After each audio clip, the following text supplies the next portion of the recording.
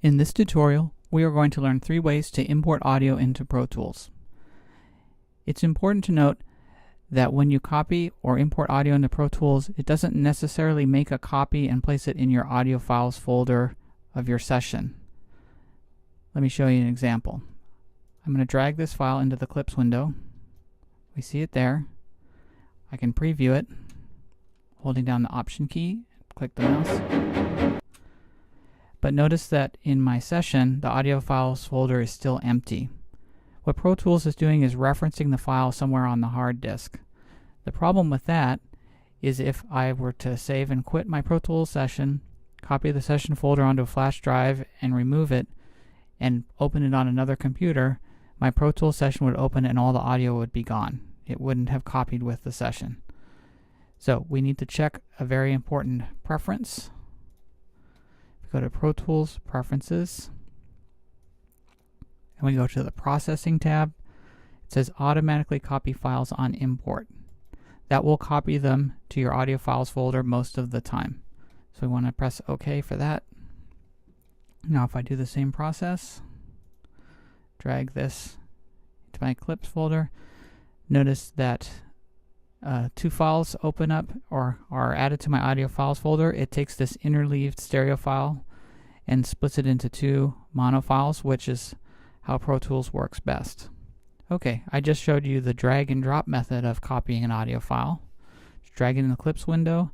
I can even drag something directly into the tracks area, so into the edit window, and it will create a new track and kind of drop the file wherever I placed it. I'll drag this to the beginning, and we should be able to hear this now too.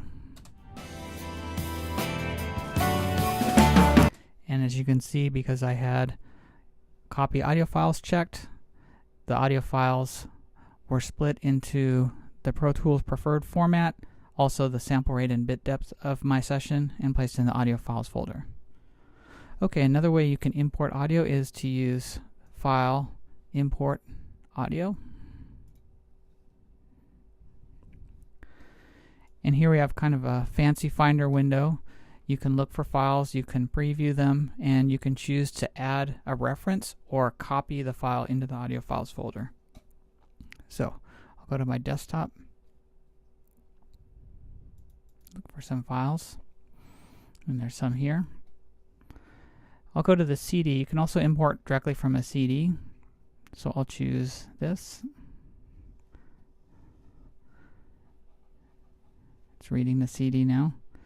And you notice this changed from copy to convert. Since it's coming from a CD, it knows it needs to copy the file into my audio files folder, and it needs to convert it to the session sample rate and bit depth. I'll choose a different file. If I choose this file that's already on my hard disk, it says add or convert. If I choose add, it'll just add a reference. It won't add it to the audio files folder. Okay, so I could choose one of these, see one I haven't used yet. Choose convert. It's there. I choose done.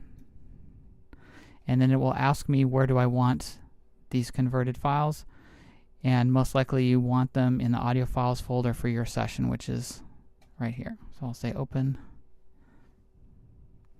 And now you'll notice there's another set of files, and when you use the audio import command, it asks you, do you want it in the clips list or to create a new track?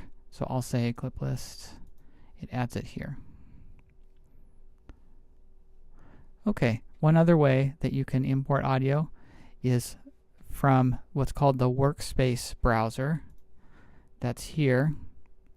It's also called Digibase. So in the reference guide and in the textbooks, they'll say Digibase Browser, Workspace Browser. They're exactly the same thing. So I'll open this up. And this is like a fancy finder. It shows you all the volumes mounted and folders and things like that. But it shows you much more information about the file. So I can drag this over and see all kinds of things about the files. Additionally, you can use this window to preview audio at the tempo of your session using the warping of the audio. We'll learn more about that later in the semester, but I'll give you a quick preview of it. So I'm going to search for a file.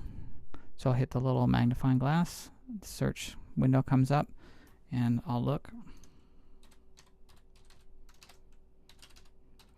I know I have a file that's a 2-measure phrase, so I'll use this search function to find it.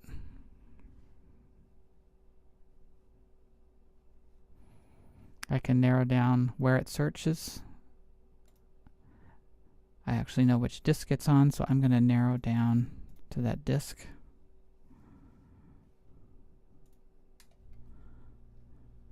I could even do a search by going through the folders. In some cases this is faster in this window. The workspace actually works pretty slowly at first.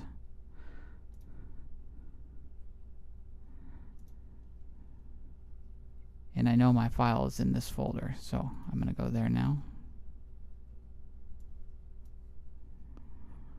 And now it's showing up down at the bottom, my search results.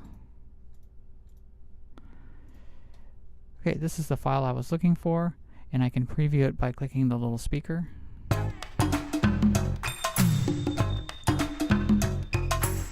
And my session tempo is actually faster than the tempo of this audio, so if I click on this little button, it's going to conform to the session tempo, which is kind of cool. I can preview it if I'm going to speed it up or slow it down at how it will sound speeded up. So now it's matching my session tempo. More on that later.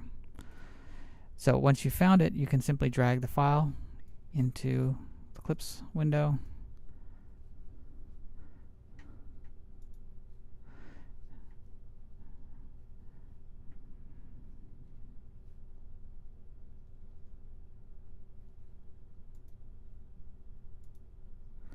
And as you can see, it writes new copies of the file, and we have everything in there. So that's 3 ways to import audio into Pro Tools.